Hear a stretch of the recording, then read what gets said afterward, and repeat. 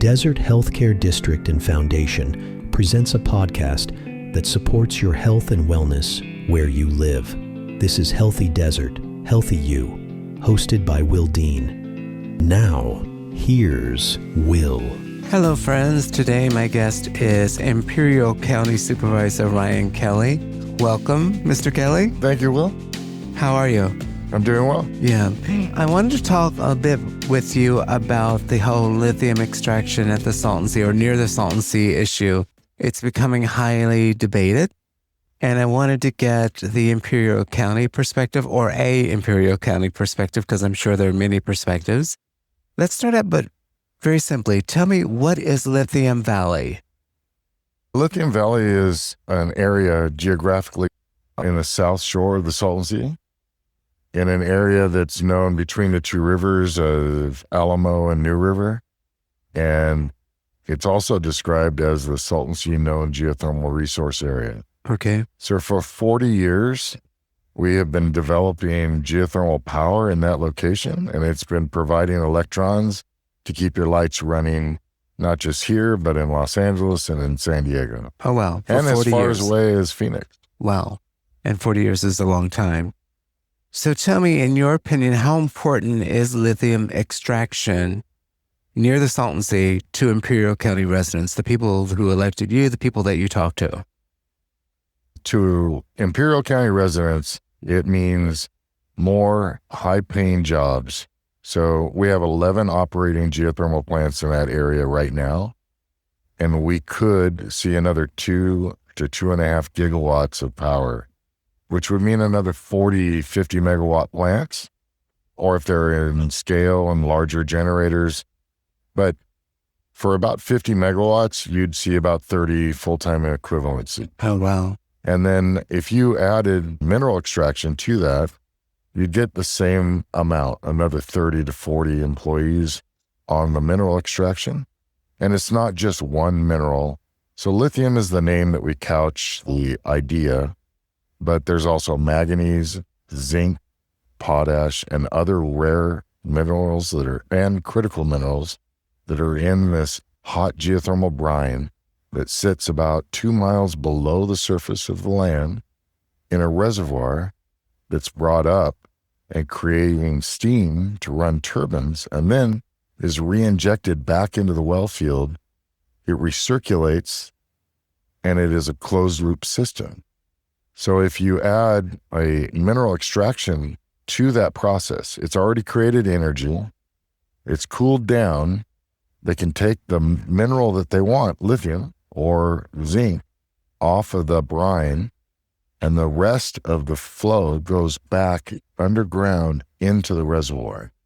Okay, so that sounds like it would be quite an economic boon for Imperial County. What about the people who are saying it's going to contribute to environmental issues? Is that non-existent, or is there's some legitimacy to that? So every development has impacts. Some of the arguments that have been made is about water.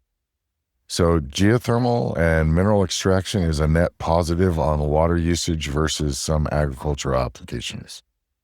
I would dispute that claim. I would also say that if you are saying that it is contributing to our air hazard, it's not.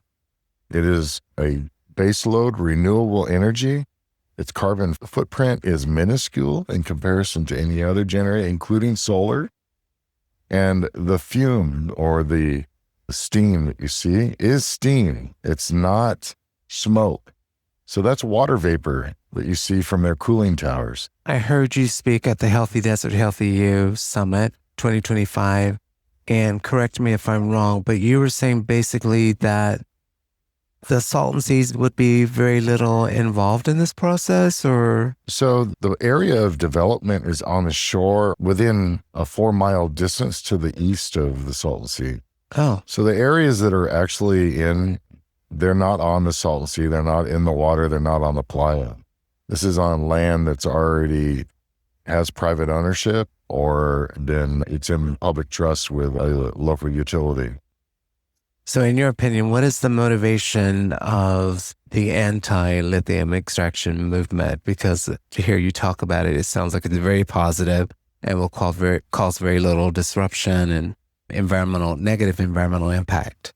I don't want to speak for them or what their motivations are. Okay. But I can tell you that, as I described in the conference, we've spent over 3 years in drafting a plan that includes their comments and their participation with our development of a overall specific plan and programmatic environmental impact report. 38 months of planning. And as I mentioned, 600 community engagement meetings. I believe that we are the most transparent, open book planning process anywhere in this state or in this nation. Oh, wow. So I would not disparage any of the work that we've done in regards to being inclusive and incorporating as much serious hazards consideration that we can. Okay. Like we hopefully, and nothing has been built yet, Will, so there's no direct benefit at the moment, but we've set the stage for every community and every town in Imperial County to benefit from the development. Okay. Also, the tribal groups, Torres Martinez and Quechan, are also going to be direct beneficiaries of this development. Last question. So considering that Imperial County is a very close neighbor to our county, Riverside County, and we share the Salton Sea, what are the benefits for Riverside County? So I was also on the Lithium Valley Commission. I was the vice chair. And one of the recommendations that came out of the Lithium Valley Commission was to the creation of a Southeast California economic zone. The commission ended in January of 2023, and that recommendation has not proceeded either in Sacramento or in Washington. And we've been talking with our representatives. I know that Congressman Ruiz introduced it this past winter or early spring. But if we could get that designation, then it would have tariff implications and encourage investment into not just Imperial County, but also Eastern Coachella Valley and Blythe, the Palo Verde Valley. Those 3 areas are economically distressed, and I don't know when was the last time you were out into the Palo Verde Valley, but they're also a forgotten point in California. Absolutely, yeah. Anything more that you want our listeners to know about this process? We know what we know, Will, and we'll learn more as we go. But if we don't do something, it's not going to change anything for anyone. So let's do something. Got it. Thank you for your time. Thank you, Will. Thank you for joining us on this episode of Healthy Desert, Healthy You. This podcast is a production of the Desert Healthcare District and Foundation in Palm Springs, California. For more information, please visit the website dhcd.org. Our annual conference site is healthydesert.healthyu.com. This podcast is available at most major podcast portals, including Amazon Music, Apple Podcasts, Audible, Captivate.fm, Spotify, and YouTube Music. Thanks for listening. Be sure to subscribe.